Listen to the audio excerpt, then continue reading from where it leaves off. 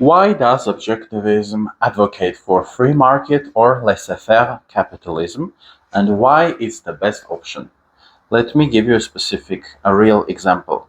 As a coach and tutor, I decide when to work with my clients, how many clients or students or coaches I want to have, on what terms we cooperate, etc.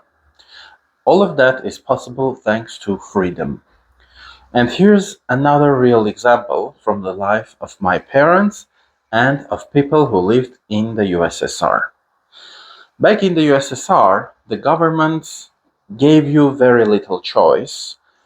Every year or once in a while, sometimes they had those 5-year plans for labor and for other things, the government would decide how many technicians, how many engineers, how many professionals of this and that profession were needed.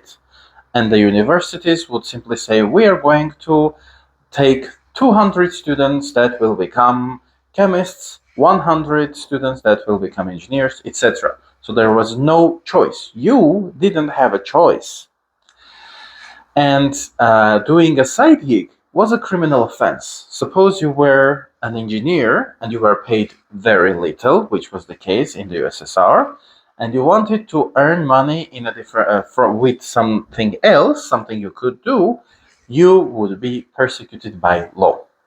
That was the situation in the USSR, and this is why free market capitalism is the best, because it respects your freedom and you are free to choose your profession, your conditions of work, etc. In other forms of economic and political governance, often it's the workers' class, it's the government, it's some group of people that decides instead of you. So choose capitalism, free market capitalism specifically, and choose objectivism.